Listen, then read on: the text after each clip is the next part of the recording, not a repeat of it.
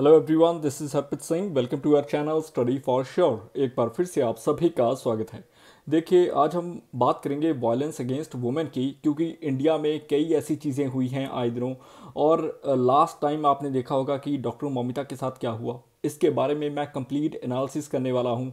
उससे पहले आप ये समझ लो कि इंटरनेशनल कवरेज भी इस चीज़ को मिल रही है, आखिर इंडिया क्या सेफ़ है। वहीं पर सोशल मीडिया में ये तक बोल दिया गया है कि इंडिया अनसिविलाइज्ड लोगों से भरा हुआ है।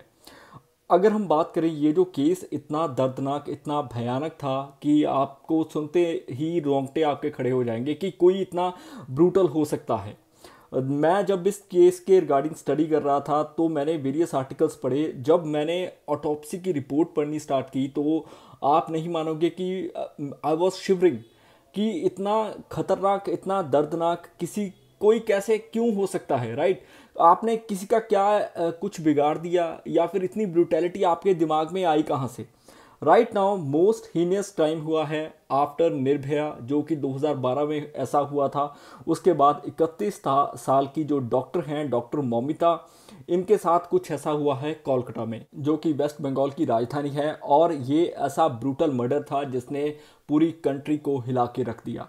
और यही नहीं, ऑल ओवर इंडिया, या फिर मैं बोल दूं इंटरनेशनल कवरेज भी इस चीज़ को मिली है कि इतनी ब्रूटैलिटी इंडिया में आ कहाँ से रही है। और ये एक क्रॉनिक इशू है जो कि वायलेंस अगेंस्ट वुमेन के मामलों में और दर्ज हो चुका है। और क्या हुआ, हमने जो अमेंडमेंट्स निर्भया के बाद की, उसके बाद क्या हुआ। देखो, पहले आप ये केस को स्टडी कर लो। आरजी कार मेडिकल कॉलेज, इनके नाम पर अभी एक धब्बा लग चुका है कि क्या ये अपने डॉक्टर्स को सुरक्षा प्रोवाइड नहीं कर सकते। डॉक्टर मौमिता देवनाथ, जो कि एक सेकंड ईयर की पोस्ट ग्रेजुएट ट्रेनी थी, इस कॉलेज में अपनी इंटर्नशिप कर रही थी अगस्त 9 2024, जब हम समझो कि ओलंपिक्स चल रहे थे और उसके बारे में बिजी थे। तब देखो, एक ब्रूटैलिटी होती है, एक मर्डर होता है निर्भया की तरह। ये जो 4 अपराधी हैं, ये निर्भया के थे। निर्भया केस के बाद इनको रिलीफ तक मिलता रहा धीरे धीरे। बाद में काफ़ी लड़ाई लड़ने के बाद जो है, कुछ को सज़ा हुई, कुछ को नाबालिग घोषित कर दिया गया। बट द फैक्ट इज़ कि हमारा लॉ क्या इतना स्ट्रांग नहीं है कि क्या हम इस चीज़ पर एक समझो कि एक स्टॉप नहीं लगा सकते। देखो, अगर हम बात करें ना सेफेस्ट कंट्रीज़ की, तो आज भी इंडिया को अनसेफ कंट्री फॉर वुमेन माना जा रहा है। वहीं पर ये कॉलेज के सेमिनार हॉल में ही ऐसा ब्रूटल इंसिडेंट होता है, जब एक व्यक्ति जो कि बहुत ही भयानक तरीके से ये ब्रूटल रेप और मर्डर कंडक्ट कर देता है। आई डोंट नो एक व्यक्ति है या मोर देन दैट है, क्योंकि ये अभी केस सीबीआई के पास चला जा चुका है। और इस केस के कुछ ऐसे खुलासे हैं जो कि अभी भी एक क्वेश्चन मार्क लगाते हैं ममता बनर्जी की गवर्नमेंट के ऊपर।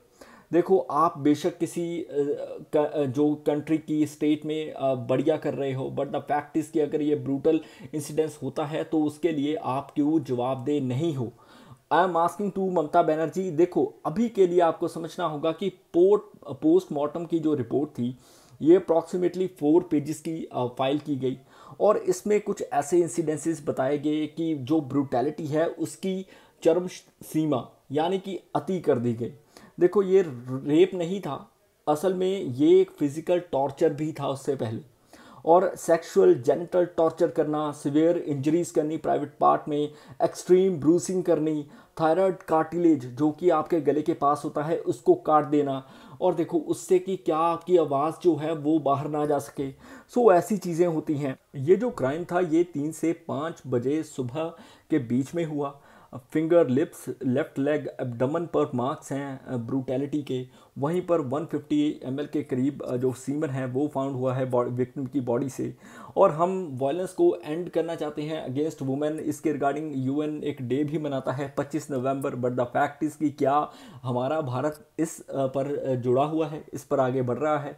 देखो, ये वुमेन की बॉडी से 150 ml के करीब सीमन प्राप्त होना, ये क्वेश्चन मार्क खड़ा करता है, क्योंकि देखो एक normal human being, healthy human being 1.5 से 5 मिलीग्राम ही प्रोड्यूस कर सकता है, राइट। सो अगर सीमन 150 mg के करीब प्रोड्यूस हो रहा है, दैट मीन्स कि देयर इज समथिंग सस्पिशियस, कि ये एक may be more than one man और समहाउ ये एक ब्रूटल रेप है जो कि कई लोगों के द्वारा किया गया, और क्या दुश्मनी थी इनके साथ I don't know, but the fact is कि इन चीज़ों पर सीबीआई को डेफिनेटली जांच करनी होगी और पुख्ता रिपोर्ट दायर करनी होगी।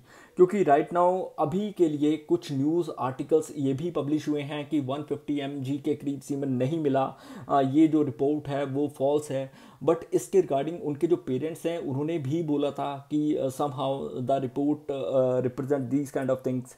और अभी के लिए ये जो पर्सन हैं ये समझो कि गार्ड हैं आरजी कार हॉस्पिटल के। इन्होंने कहा कि एविडेंस टैंपर करने की कोशिश की गई इस व्यक्ति के द्वारा जिसका नाम है संजय रॉय, एक सिविक वॉलंटियर जो कि पुलिस डिज़ास्टर मैनेजमेंट में 2019 में काम कर रहा था, बाद में धीरे धीरे आगे बढ़ता गया और ये एक वेलफेयर ऑफिसर पर तैनात हुआ, फिर गवर्नमेंट हॉस्पिटल में काम करने लगा। सो इस पर अभी चार्जेस लगे हुए हैं क्योंकि इसने जो एविडेंस है उनको डिस्ट्रॉय करने की कोशिश की है। द क्वेश्चन इज़ कि ये क्यों पहुंचा वहां पर, बट द फैक्ट इज़ कि निर्भया हत्याकांड आप सभी जानते होंगे 2012 में हुआ था। उसके बाद हमने क्रिमिनल लॉ अमेंडमेंट एक्ट लेकर आए 2013 में, जिसके तहत हमने अगर एक से ज़्यादा रेप करता है तो उसको डेथ पेनल्टी दर्ज करवा दी गई, और साथ ही साथ ये भी बोला कि अगर लड़की को छेड़छाड़ की या समहाउ किसी तरह का एसिड अटैक हुआ तो 10 साल के लिए जेल होगी जिसने भी ये चीज़ की होगी, राइट।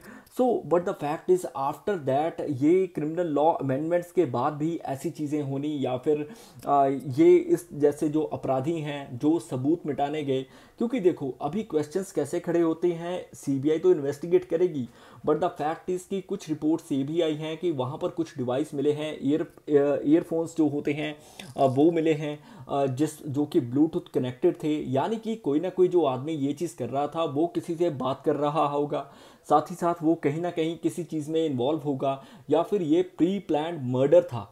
और इस चीज़ के बारे में अभी सीबीआई रिपोर्ट निकालेगी।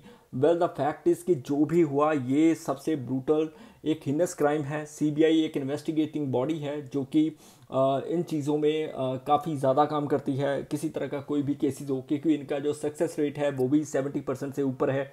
और इसको भी दिल्ली पुलिस स्पेशल अमेंडमेंट जो एस्टेब्लिशमेंट एक्ट था 1946 का, उसके तहत ही लाया गया था। बट द फैक्ट इज़ कि अभी ऑल ओवर इंडिया ये प्रोटेस्ट हो रहे हैं, डॉक्टर की एसोसिएशन जो है वो इन चीज़ के बारे में प्रोटेस्ट कर रही है। और ये देखो कहीं ना कहीं ये चीज़ होनी भी चाहिए, सरकार को जागरूक होना चाहिए, चाहे स्टेट गवर्नमेंट हो चाहे सेंट्रल गवर्नमेंट हो। अगर हम वुमेन की सेफ्टी इंश्योर नहीं कर सकते then you are not able to run the government. देखो ये मेरे पर्सनल व्यू हैं, बट द फैक्ट इज़ कि मैं कंप्लीटली आई वाज शॉक्ड कि ये चीज़ें जो भारत में हो रही हैं, क्या हम इन चीज़ों से आगे नहीं बढ़ सकते? क्या एजुकेशन की इतनी ज़्यादा कमी हो चुकी है? एजुकेशन पर ध्यान क्यों नहीं दे रही गवर्नमेंट, राइट? ये क्वेश्चंस हैं। बट द फैक्ट इज़ कितनी और निर्भया आएंगी, कितनी और ममिता आएंगी, अभी के लिए ये जो इंसिडेंट्स हैं ये रुक क्यों नहीं रहे? अगर एवरेज रिपोर्ट अगर देखें ना 2022 में एक पब्लिश की गई थी जिसके द्वारा ये कहा गया कि 90 रेप केसेस हर दिन होते हैं भारत में। सो देखो हम कितने पीछे हैं और हमारा एजुकेशन लेवल एक तरह से ज़ीरो है, राइट। वहीं पर मिडल ईस्ट जैसी कंट्रीज की अगर हम बात करें, सऊदी अरेबिया, यूएई होगी, कतर होगी, ओमान हो गया, ये बेशक मुस्लिम नेशंस हैं, बट द फैक्ट इज़ कि यहाँ पर कुछ ऐसी कंट्रीज हैं जहाँ पर 17 साल में सिर्फ एक रेप केस हुआ है, और वो भी जो आदमी था वो भी उन्होंने 3-4 घंटे में पकड़ लिया। द फैक्ट इज़ कि हम कहाँ स्टे कर रहे हैं, वुमेन की सेफ्टी कहाँ है भारत में? सो कहीं ना कहीं गवर्नमेंट को इसके रिगार्डिंग काम करना होगा, और जो भी जिसने भी ये चीज़ें की है उनको कड़ी से कड़ी सज़ा देनी होगी। ये जो ऐसा आर्टिकल था मैंने रिसेंटली पढ़ा जो ना सबसे ज़्यादा डिस्टर्बिंग था, और आई डोंट नो, मैंने ये सिर्फ अवेयरनेस के लिए पोस्ट किया है। और अगर आपको हमारी वीडियोस अच्छी लगती हैं प्लीज़ हमें लाइक, सब्सक्राइब और शेयर ज़रूर करें। May you have a successful day ahead. Bye bye.